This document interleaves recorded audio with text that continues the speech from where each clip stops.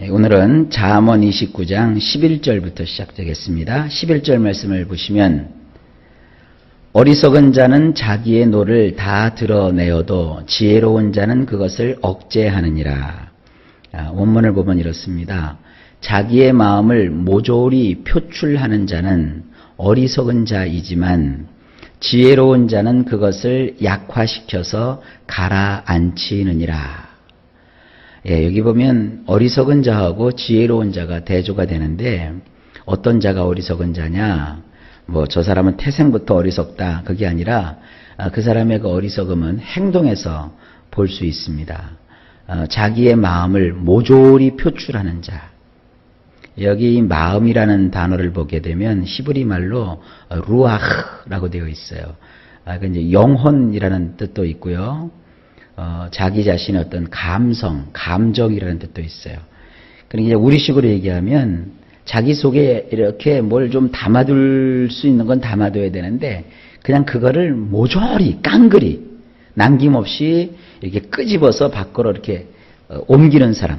영어로는 이제 bring out이라고 하는데 안에 있는 것을 그냥 모조리 끌어다가 밖에다가 탁 이렇게 내던지는 사람. 이걸 이제 우리말로 표출한다 이렇게 표현을 했어요.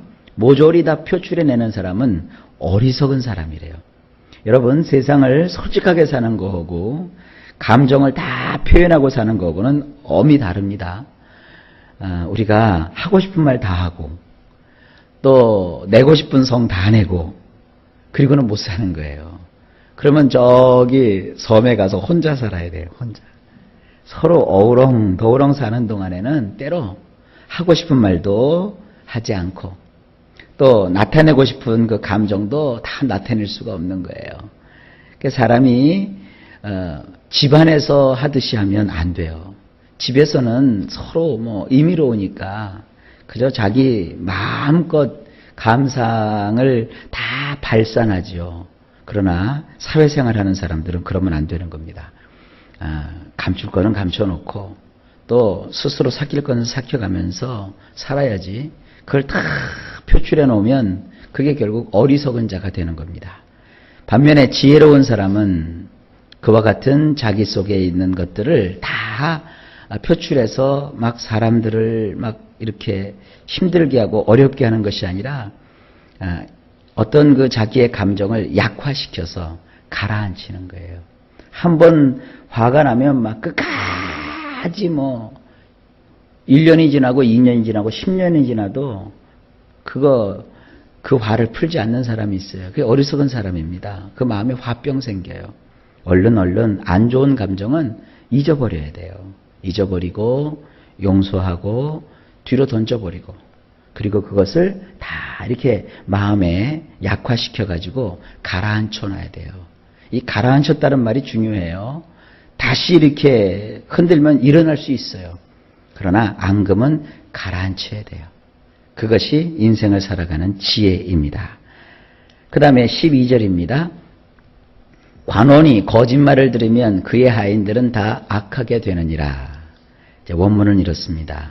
치리자가 거짓말을 귀담아 들으면 그가 부리는 자들 모두는 악한 행동들을 하느니라.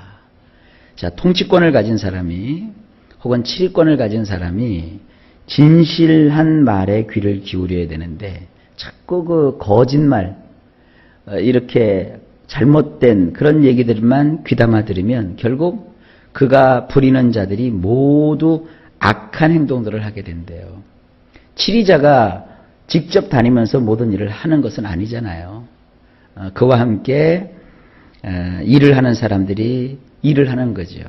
그런데 그 꼭지점에 서 있는 우두머리가 자꾸 거짓말에 귀를 솔깃하게 기울이게 되면 이 밑에 있는 사람들이 그 사람을 속여요. 그리고 나서는 악한 행동을 해요. 그러니까 이것은 굉장히 중요한 교훈입니다. 정치인들이 들어야 되고 또 남을 이렇게 다스리고 인도하는 분들이 다 들어야 될 말씀입니다. 여러분, 우리는 거짓말을 분별할 수 있는 귀를 가지시고 또 거짓말을 우리가 따라가면 결국 나와 관계되어 있는 사람들이 옳게 되질 않습니다. 자, 13절입니다. 가난한 자와 포악한 자가 섞여 살거니와 여호와께서는 그 모두의 눈에 빛을 주시느니라. 자, 이것도 원문을 보면 이렇습니다. 가난한 자와 협착꾼들이 함께 만날지라도 그 두 부류의 두 눈들이 반짝거리게 하시는 일은 여호와이시니라. 그래서 가난한 자는 물론 돈이 없는 자이기도 하지만 사실은 이렇게 번역하면 조금 그래서 제가 원문의 의미를 살렸는데 이 페류나 이런 자들을 뜻해요. 페류나. 그러니까 이렇게 몰입애들 그리고 이렇게 좀 뭐라고 할까요? 폭도들, 난동을 부리는 자들 뭐 이런 식으로 생각하면 돼요. 이런 사람들하고 매사에 이 협작꾼들이 있죠. 이게 모사를 막 벌이고 뒤에서 사람에게 등칠 얘기만 하고 이렇게 어떻게 하면 내가 이 무리를 회파시킬까 이런 자들이 바로 협착꾼들이에요. 그런데 이러한 몰입애들과 협착꾼들이 이제 함께 만나서 자기들 나름대로 무슨 일을 이제 모의를 하는 거예요. 도모를 하지만 그 두 부류에 속해 있는 사람들의 그 두 눈들이 반짝반짝거리게 하는 것은 여호와시라고 말씀하세요. 이게 뭐냐 하면 아무리 악한 자들이 모여가지고 뭔가를 모의한다 할지라도 결국 그들의 뜻이 이루어지는 것은 하나님이 하셔야 되는 거예요. 그러니까 하나님이 하지 않으시면 아무것도 안 되는 거예요. 그래서 여기서 두 가지 교훈을 얻을 수 있어요. 첫째는 악한 사람들이 모여서 뭐를 한다고 해서 여러분 마음을 힘들어할 필요가 없어요. 하나님이 그걸 인정 안 해주시면 그건 아무것도 아닌 일이 돼요. 두 번째, 저는 북한의 공산 집단을 생각하게 돼요. 왜 악의 무리를 하나님께서 저렇게 내버려 두시는 것까? 저렇게 악한 사람들을 그냥 하나님이 단칼에 목을 베듯이 없애버리면 되지 않을까? 그것도 하나님께로부터 나는 거예요. 여러분, 제가 이사야 말씀을 쭉 보다 보니까 그런 말씀이 있어요. 하나님은요, 빛도 지으시고 어두움도 지으세요. 행복과 불행. 어떤 사람은 그렇게 얘기하더라고요. 행복은 하나님이 주는 거고 불행은 마귀가 주는 거래요. 아니에요. 행복도 하나님의 손에서 나오고 불행도 하나님의 손에서 나오는 거예요. 행복은 일종의 우리에게 하나님이 허락하시는 상급이고 불행은 우리를 훈련하시고 연단하시고 바르게 세우시는 일종의 훈련의 도구예요. 그러니까 우리 예수 믿는 분들은요. 나는 행복해. 이건 하나님으로부터 온 거야. 나는 불행해. 아이고 마귀가 난 그 말 쓰기 되게 싫은데 역사한다. 막 이러고 말이죠. 그러지 마세요. 행복도 불행도 다 하나님께로 나오는 거예요. 그래서 여러분들의 삶 속에 원수가 있거든. 다윗이 했던 말처럼 그걸 기억하세요. 다윗이 몰라 그래요. 하나님께 범죄해서. 그래서 도망을 가고 도피를 하는데 어떤 사람이 무리 가운데서 나와가지고 다윗을 향하여 막 욕설을 퍼붓는 거예요. 저주를 하고. 그러니까 다윗 옆에 있던 부관이 부들부들 떨면서 칼을 뽑아들고 왕이시여 내가 저놈을 단칼에 목을 베서 저놈의 그냥 그 주둥아리를 잘라버리겠나이다. 그런 식으로 얘기한 거예요. 그러니까 다윗이 뭐라고 하느냐. 내비로 둬라. 하나님께서 나에게 하셔야 될 그 책망을 저 사람을 통해서 하시는 거다. 하고 그 자리를 피했어요. 여러분 이런 모습이에요. 행복도 불행도 다 우리 믿는 자에게 있어서는 하나님에게서 나오는 거예요. 그러니까 행복하다고 이렇게 입을 해 벌리고 이렇게 하고 조금 어렵고 힘들다고 아이고 버림받았다 이러면 안 돼요. 다 하나님께로부터 나오는 거예요. 기쁠 때는 정말 내가 기쁨이니까 이건 뭐 말하지 않아도 감사하죠. 그리고 어렵고 힘들 때는 하나님의 뜻이 어디에 있는지 구하면서 겸손하게 주님의 인도를 구하는 이런 삶을 살아가십시오. 이게 지혜입니다. 자, 그 다음에 14절을 보시면 왕이 가난한 자를 성실히 신원하면 그의 왕위가 영원히 견고하리라. 원문이 이렇습니다. 왕이 사회적 약자들을 위하여 믿음이 가게 샤파트를 하면 그의 보좌가 영원히 세워지게 되느니라. 예, 하나님 말씀은 참 우리의 인생 가운데 꼭 필요한 교훈이 되고 지침이 됩니다. 내가 이제 왕입니다. 왕이 힘써야 될 게 뭐냐 하면 사회적 약자들. 사회적 약자가 누군지 아시죠? 사회적 약자들의 마음에 믿음이 가게끔 해야 돼요.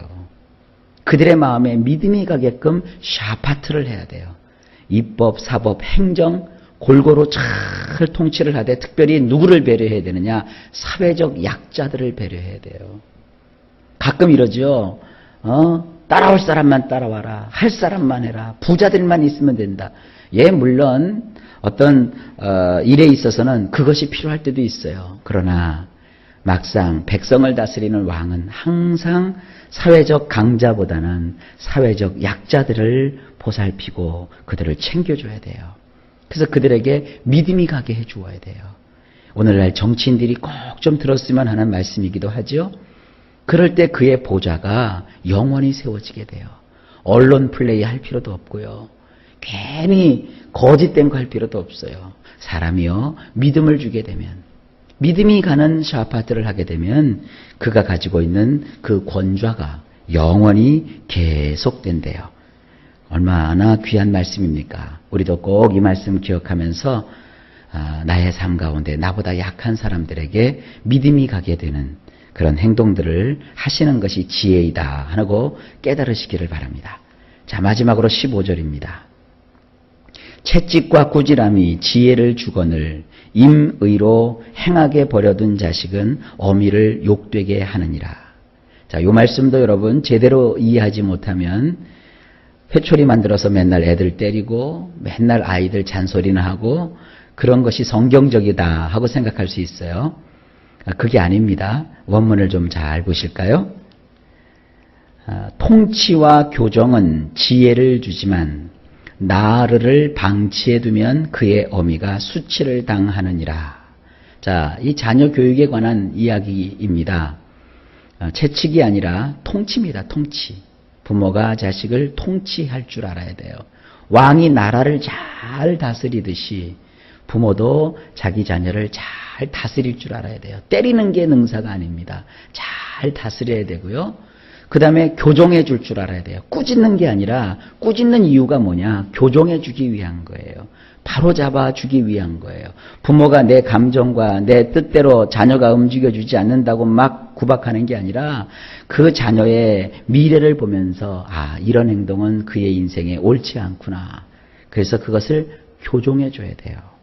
이 두 가지 통치와 교정은 자녀에게 지혜를 주어요. 여기 나르라고 나왔죠. 나르라는 말 기억하세요? 어린아이로부터 시작하여서 장가가고 시집가기 전까지의 그 여러분의 자녀. 우리식으로 하면은 한 20대까지 이 나르는요 절대 방치해두면 안 돼요. 그냥 옹야옹야하고 감싸주고. 그러면 결국 누가 일을 당하느냐? 어머니가 수치를 당하게 돼요. 누가 낳았어? 이런 소리 듣는 거예요. 여기 보면 제가 그건 다 표현을 안 해놨지만 원문에 보면 이렇게 되어 있어요. 이 앞에 그 통치는요. 그 남성으로 되어 있어요. 그러니까 아버지가 통치하는 거고요. 이 교정은요. 여성으로 되어 있어요. 어머니가 교정해 주는 거예요.